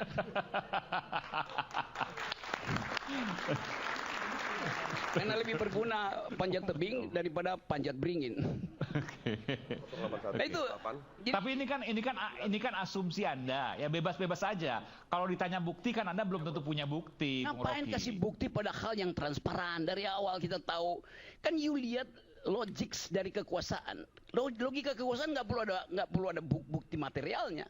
Logika kekuasaan dari Jokowi dari awal itu aja konstan. Jadi dengan mudah kita tebak logikanya kan. Apa susahnya menebak logika politik Pak Jokowi itu gampang banget. Apa bedanya logika Anda dengan logika utak-atik Gatuk? Saya nggak pernah utak-atik. Utak-atik itu orang yang nggak pakai logika tuh. Di mana saya utak-atik? Kan dari awal saya terangkan logika yang kemudian Anda bangun dan kemudian seolah-olah benar, tapi tidak terjadi seperti itu karena buktinya tidak ada, nol. Kalau orang sekarang bilang zong. Oke, saya minta maaf. Ternyata Erlangga tidak mundurkan diri ya. Ternyata Agus Gumiwang tidak jadi BLT. Di mana? Kan saya bilang tadi, menurut saya Anda Erlangga Hartarto di depan saya bilang Anda akan diamputasi itu. Nggak ada wartawan mau bertanya. Pak Erlangga waktu itu mungkin tersinggung, dia keluar dari ruangan itu kan. Saya tegur dia tuh, Anda undang saya, kenapa Anda tinggalin saya? Jadi ada sesuatu di situ tuh. Kalau Anda alami itu secara fenomenologis tuh. Itu dasarnya coba. Sama tadi Pak Riza. Ya kita nggak beli partai, yang memang nggak dibeli partai-partai itu. Partai-partai itu menawarkan diri. Bukan dipaksa dibeli. Mereka menjual dirinya. Ya, orang yang jual diri kan ya harganya rendah kan. PKS jual diri, PKB jual diri, Nasdem bakal lagi jual diri lagi kan rendah harganya. Kalau prediksi Anda sekarang, saya mau tanya prediksi Anda ke depan. Anda tadi sudah prediksi sebelumnya. Ya apa aja? Lalu. Tanya aja apa? PLT-nya Erlangga akan diamputasi. Iya. Ke depan siapa yang akan jadi ketua umum Partai Golkar? Ya jagoan BLT. Siapa? Siapa yang paling jago bagi BLT? Oh, BLT atau PLT maksudnya? Ya, Agus Gumiwang PLT. Ya. Bakal ketuanya BLT. Bakal ketuanya PLT. Oh, BLT. Oke. Ya BLT siapa BLT? Singkatan dari apa BLT? Coba. B-nya siapa? Siapa Bang? Silakan. pakai mikrofon. L-nya? Iya. Pakai mikrofon. Apa susahnya nebak begituan? P-nya apa? Ya, nanti kalau saya sebut ntar marah orang. Oke, ya. Masih ada apa lagi? Oke. Udah cukup, Aiman. Oke, makasih. Kita buktikan nanti ya. Nggak perlu bukti. Omongan dari Rocky Gerung. Tanggal berapa nih? 13 Agustus 2024 yang menyatakan bahwa Ketua Umum Partai Golkar pasti ya, saya boleh bilang pasti adalah Bahlil Lahadalia. Saya bilang BLT. Yang bilang Bahlil dia. Baik, kita kembali saat lagi tetap bersama kami di Rakyat Bersuara.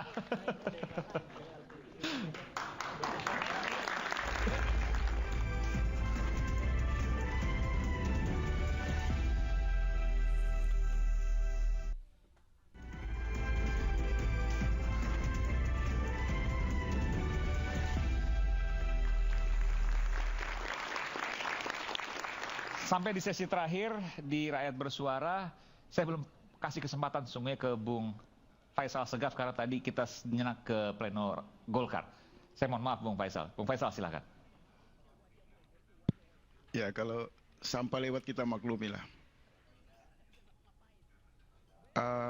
Saya masuk ke substansi saja karena bukan hanya Anies yang dijegal, tapi saya di posisi sini pun harus dijegal juga. Itu bukti efek dari kebencian kepada Anies. Tetapi nggak ada kaitannya dong, Bung Faisal. Ada kaitan. Kalau saya lihat ada, TikTok kan? Tadi kan ke saya dulu. ke Bung Rocky terakhir. Tadi kan Anda saya prediksi, tapi sampah lewat, kemudian bagian dari kekuatan penjagalan, ya udahlah kita sebagai rakyat bicara partai politik dalam ruang pembicaraan saja kita nggak punya hak, apalagi kita menentukan siapa yang harus diusung partai. Tapi saya mau manfaatkan berapa menit saya, Bang? Silakan, Abang 3 menit silakan. Saya 2 menit aja. Oke. Ada 2 nama di lingkaran istana yang tidak dibicarakan oleh seluruh media, yaitu Dasko dan Ahmad Ali. Ini perbincangan lebih spesifik. Orang yang banyak didiskusikan di kalangan aktivis investigasi masalah-masalah politik sensitif yang mengklaim bahwa 2 aktor ini berhasil membawa Prabowo masuk ke kabinet. Cerita itu bisa dikonfirmasi. Kedua, 2 sahabat ini berpisah jalan dalam drama politik di Pilpres 2024. Ahmad Ali sibuk mencari partai untuk Anies, dan Dasko terus berjalan memandu hubungan yang kuat antara Jokowi dengan Prabowo. Hasilnya saling menunggangi di sana. Prabowo lolos sebagai presiden dengan kesimpulan rakyat melalui proses pemilu curang. Saya nggak mau masuk debat di situ. Tapi kemudian karena korbannya Anies, ketiga partai yang paling banyak didatangi Pak Ahmad Ali sebagai perajut, sebagai orang yang memperkuat PKB, Nasdem dan PKS ini kemudian hilang. Kita nonton, kaget saya, Pak Ahmad Ali ajak Kaisang, PSI untuk mendapatkan rekomendasi calon di Palu. Lalu dalam waktu yang tidak lama, PKS juga menggelar karpet merah kepada Kaisang. Untuk di mana maksudnya Jakarta? Pertemuan di kantor PKS. Ini belum bicara pilkada ini. Kalau bicara PKS itu kan antitesa terhadap Jokowi, terhadap dinasti Jokowi. Tapi anak dari Presiden Jokowi hadir diberi karpet merah. Keputusan PKS terkait Bobi juga di Sumatera itu juga diduga kuat. Pak Dasko dan Pak Ahmad Ali berhasil untuk meyakinkan. Langkah yang terjadi dukungan PKS di Sumatera Utara kita sudah bisa menangkap. Berarti PKS akan menyeberang masuk ke kubu sebentar. Tadi Anda sebutkan Pak Dasko, Pak Ahmad Ali. 3 menit jadi saya agak sebentar, itu kan wajar dalam politik menarik konsolidasi dan sebagainya, kan hal yang wajar. Ya tidak wajar? Dalam politik juga, karena ini suara rakyat, wajar juga kita memiliki analisa, pendapat. Sejauh itu tidak menghujat. Hak Pak Dasko kan mengacak-acak ini semua. Tapi saya ingatkan Pak Dasko, pesan kuat Prabowo di ruang publik pasca Pilpres 2024 bahwa dia ingin membangun rekonsiliasi dan pembentukan kabinet yang menjaga persatuan. Tetapi dalam praktek ketiga Dasko terlalu jauh melangkah, mengatakan Koalisi Indonesia Maju plus. Itu satu kebohongan yang sangat luar biasa. Kenapa itu tidak dibuat di Papua? Kenapa tidak dibikin di tempat lain? Kenapa Kimples itu hanya fokus untuk DKI? Ada beberapa daerah. Sebentar Bang, saya nanti bela Abang. Kenapa Kimples itu tidak mengangkat misalnya sahabat saya, orang yang berprestasi di Jakarta sebagai wakil gubernur? Kenapa dibuang? Kenapa ambil Ridwan Kamil? Kan ada Bang Reza. Abang dong diperjuangkan masuk ke DKI. Pakai ya kan? penanya nggak apa?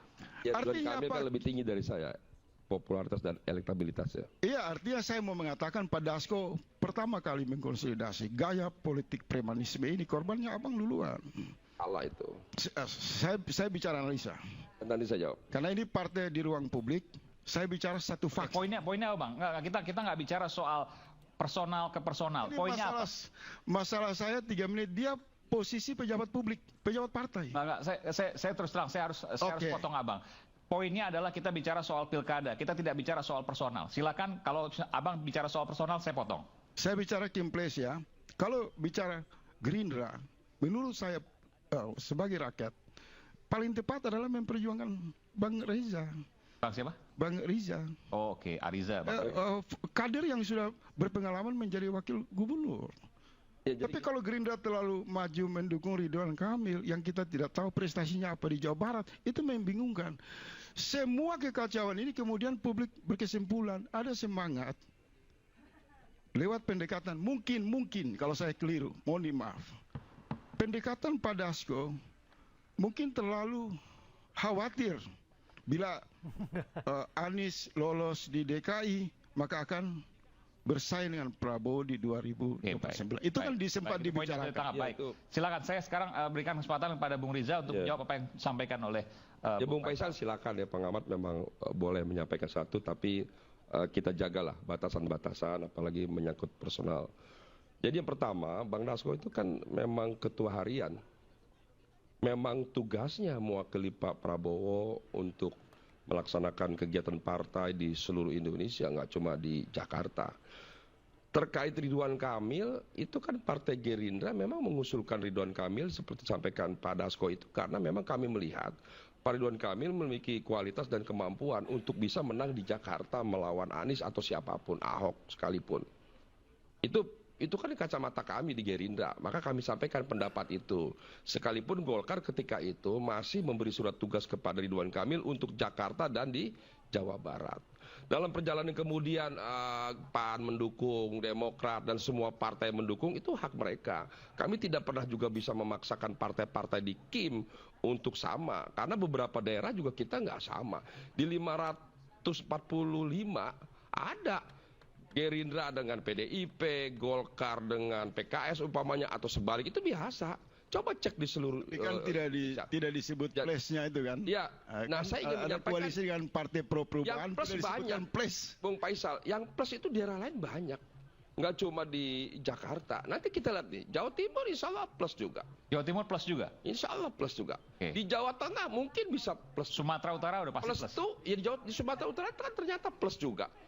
Kan ada 5 ya partai di koalisi di KIM yang di parlemen, kemudian juga 5 di non KIM kan, mulai di PDIP, PKB, Nasdem, P3, PKS, ada 5. Di beberapa daerah kita juga sama dengan partai-partai di luar KIM. Jadi biasa. Begitu Jakarta, apa yang disampaikan Pak Dasko adalah KIM insya Allah solid di Jakarta, ya kan? Kemudian insya Allah ada plusnya. Ada plusnya. Sampai saat ini kan kita belum bisa umumkan plusnya siapa, masih bergantung pada partai-partai lain. Kita tunggu, kami tidak bisa mengintervensi, mendahului, karena partai-partai berdaulat. Sampai hari ini coba lihat Golkar, hari ini siapa yang tahu Golkar berganti ke pemimpinan. Ini liar lagi dalam tanda kutip nih, liar lagi nih ya, kemana-kemana bisa jadi gerakannya. Artinya kita semua tidak bisa memaksakan kehendak atas partai lain, termasuk di Gerindra sekalipun kami presiden terpilih dari Partai Gerindra, hak partai lain punya hak masing-masing, punya kedaulatan masing-masing. Jadi begitu juga saya ketua DPD Gerindra, patuh taat pada pimpinan partai. Pimpinan memutuskan Ridwan Kamil. Kenapa? Karena dia dianggap berprestasi, karena dia gubernur, lawannya juga gubernur, Anies, lawannya juga Ahok gubernur. Saya kira nggak ada yang salah. Dan itu sesuatu yang baik. Kami di partai terbiasa disiplin, patuh taat, dan kami meyakini semua proses keputusan di partai itu melalui proses yang panjang. Jadi sekali lagi silakan semua boleh berpendapat.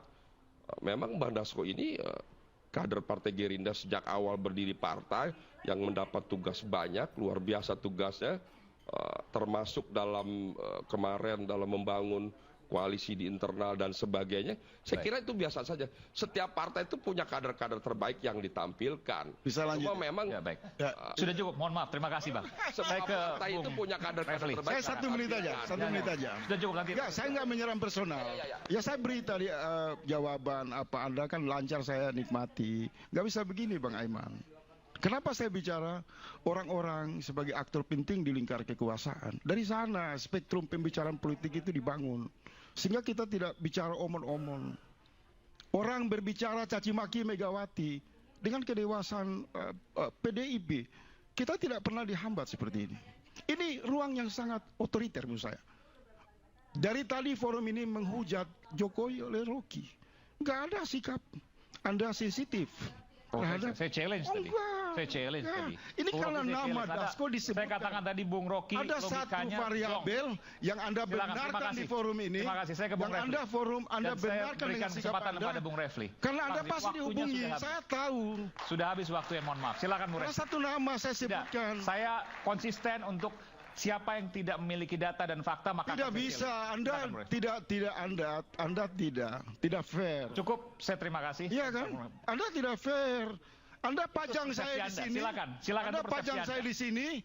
Anda saya masukkan semua. Kesempatan pada Anda, silakan. Loh, sebentar dulu saya luruskan dulu soal. Saya host di sini. Bas. Kalau Anda tidak suka, silakan keluar. Nggak boleh Anda undang saya seperti itu. Kalau Anda tidak suka, silakan keluar. Saya di posisi seolah kita menyebut nama. Saya bertanggung jawab terhadap apa yang Aiman, saya minta maaf sebentar. Saya pemimpin redaksi di sini dan saya bertanggung jawab di sini. Ketika saya sebut nama itu adalah waktu Anda sudah habis dan sudah cukup. Saya harus silakan Bung Refli.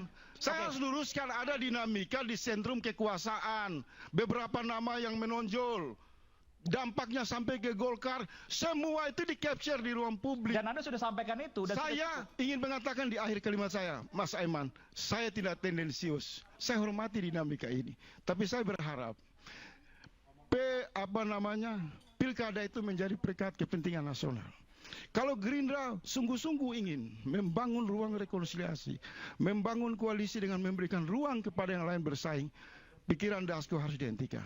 Tidak bagus. Insya Allah nanti Gerindra akan tampil. Terima kasih. Membangun rekonsiliasi untuk semua. Terima kasih Bung Refli. Iya, politik itu kan soal panggung depan dan panggung belakang saja. Panggung depannya, wah kadang-kadang baik semua ya, seolah-olah ya, partai betul-betul disiplin dan lain sebagainya. Tapi panggung belakangnya kita sudah tahu ya, seperti dikatakan Bang Rocky tadi, sudah bisa diprediksi si ini akan tumbang, si ini akan menjabat dan lain sebagainya. Dan sebenarnya itu kan bukan hanya soal data dan fakta, tapi juga soal analisis yang bisa dipertanggungjawabkan. Dan analisis yang diyakini publik itu rata-rata terjadi kan sesungguhnya. Kayak seperti tadi Agus Gumiwang Kartasasmita, nanti kemudian ada juga spekulasi yang menyatakan nanti ketua umumnya Bahlil, Dewan Pembinanya Jokowi, ada juga yang mengatakan Gibran akan masuk di sana dan lain sebagainya. Bahkan pembicaraan soal Pilkada DKI juga begitu kan.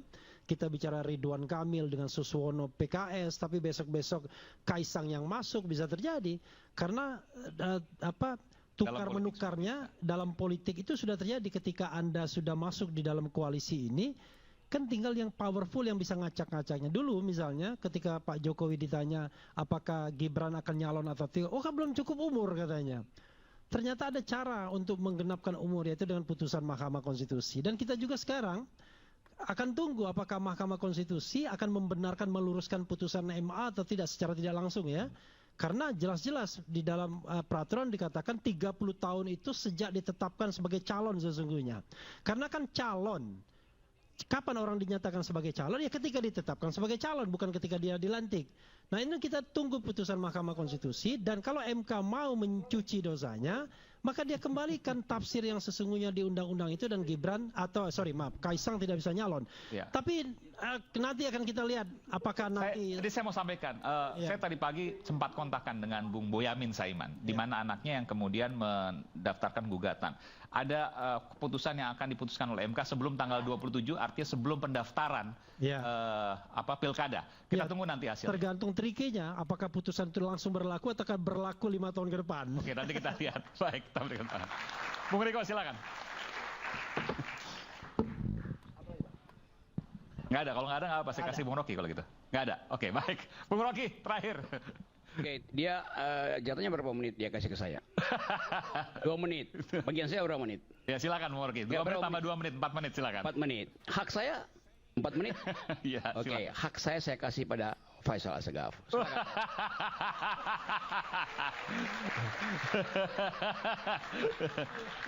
Boleh, tapi jangan personal ya, karena personal tanpa bukti saya akan lawan. Wah, kalau lawan dengan logika maksudnya. Terima kasih Bung Rocky. Ini bukti bahwa sesama rakyat memang harus saling mendukung. Dan Bang Aiman, saya cuma saran Bang. Untuk pertama kali saya hadir di forum dengan berusaha untuk menjaga perasaan Anda.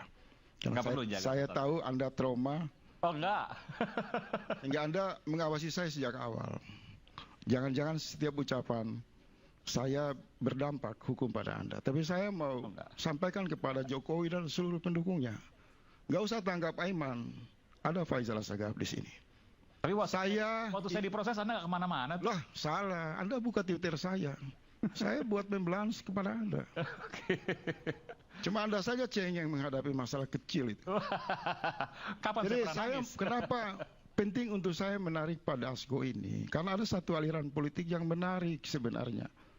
Permainan-permainan taktis Pak Dasko ini menggambarkan satu faksi yang berbeda dengan faksi Fadlizon, yang lebih elegan. Faksi kelompok purnawirawan TNI. Masa militer pengamat tidak masuk lebih jauh. Saya sudah berikan kesempatan tadi, ya kan? Dan Anda tidak memberikan bukti. Jadi soal kota kosong ini tergantung dinamika internal Gerindra. Silakan. Nah, kita tunggu. Apakah PDIP akan membiarkan kota kosong ini? Ibu Mega sudah menjawab tidak. Artinya apa? Pertanyaan Anda hampir 28 kali di tempat ini soal Anies, saya jawab, kita berdoa. Anies bisa diselamatkan oleh sikap negarawan Ibu Megawati, Caimin, dan Surya Paloh. Untuk menjawab pertanyaan Anda tadi, kota kosong. Maka semua skenario Dasko itu gugur dan tidak mengancam kehancuran demokrasi. Jadi Bung Faisal, saya kira itu aja ya pesan saya. Terima kasih. Bung Faisal ini berpikir bahwa kota kosong ini kalau Anies nggak mendukung seolah-olah itu peran Pak Dasko.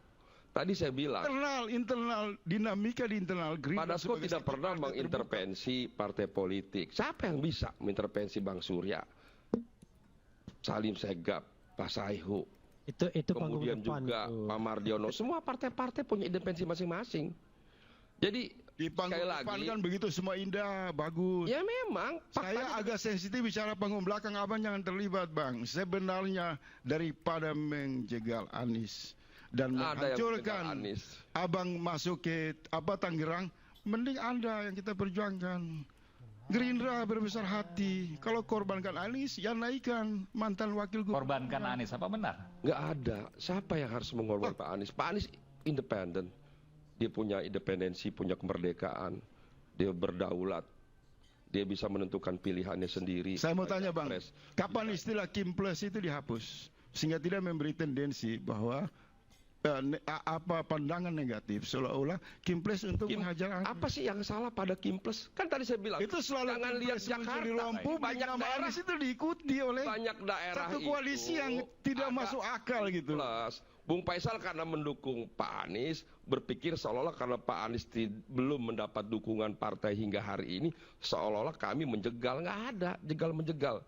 Pak Anies kalau ingin maju banyak cara, umpamanya melalui calon independen mendapat dukungan. Jadi sekali Pak Dasko maupun kami di Gerindra tidak pernah mengintervensi atau menjegal siapapun. Semua punya ruang yang terbuka untuk tampil di ruang publik di era demokrasi ini. Oke, kita berikan tepuk tangan untuk para narasumber kita. Jakarta meski menuju bukan lagi ibu kota, pesona tetap menyala dan pilkadanya menjadi sorotan berjuta pasang mata. Buktinya malam ini makin akhir makin panas ya. Dan jika hantu kotak kosong itu nyata, ada satu tanya, sehatkah demokrasi kita? Apakah mungkin kotak kosong itu ada? Itu hal yang nanti akan dibuktikan.